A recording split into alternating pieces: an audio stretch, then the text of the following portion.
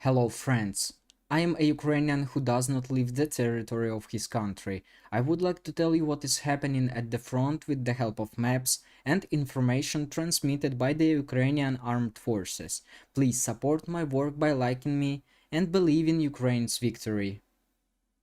Ukrainian troops continue counteroffensive actions in at least two areas of the front line.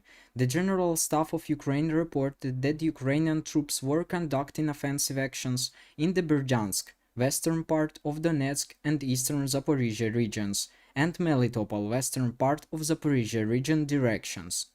Ukraine's Deputy Defense Minister Hanna Maliar said that the fighting continues south of Bakhmut and that the epicenter of the fighting has been in eastern Ukraine over the past week. Thus, in the area of Bakhmut, a separate air mobile brigade destroyed a tank of the Russian occupiers. In the east, the Russian army is trying to regain lost ground. Fighting continues in the Serebrensky forestry, as well as near Vilshane and Novoyegorivka, while Ukrainian troops managed to push the occupiers away from the later settlement to the south. Despite the daily barrage of Russian artillery, Ukrainian troops are not only holding the line, but also inflicting damage on enemy equipment. The destruction of a Russian tank in the center of Novoselivsk in the Svatovo sector was recorded. The situation there remains consistently difficult. The Ukrainian armed forces pushed back the Russians near the village of Novoyegorivka, but failed to take control of Novoselivsk.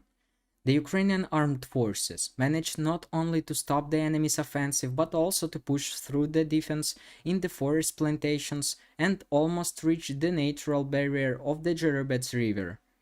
Russians continue to exert pressure in the Kupiansk sector. According to Ukrainian defenders, the occupants are literally climbing on machine guns. They are climbing and dying to reach the trench at any cost.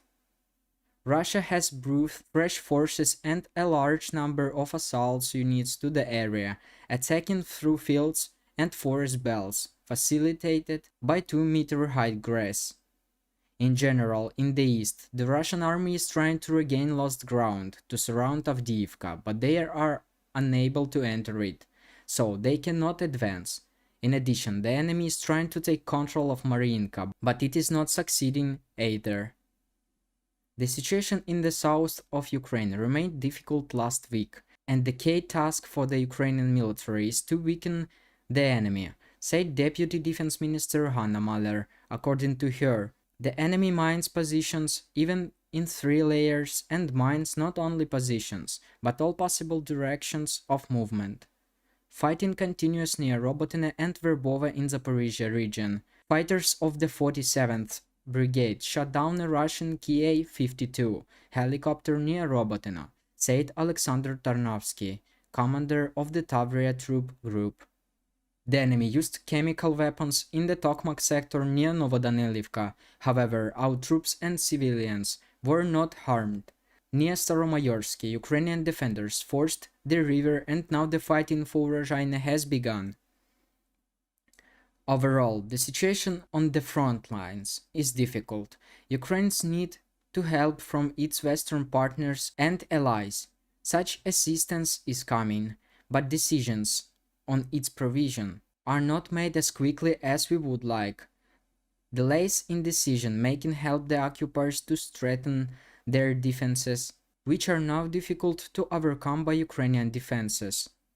It has now become known that the first batch of American Abrams tanks will be shipped to Ukraine next weekend and will arrive by early fall.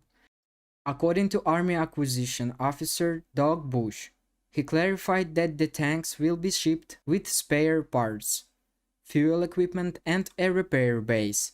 The tanks in question are 31 and have been undergoing repairs and preparations for shipment for several months.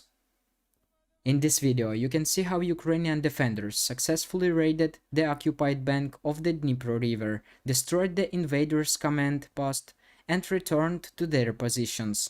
The invaders did not expect such a maneuverable and fast attack. And now you can see how the aerial reconnaissance man, together with the artilleryman, destroyed the enemy truck and the MSTA's self-propelled artillery system, according to journalist Yuri Butusov, who published this video. The arrival occurred at the time of loading ammunition into the installation.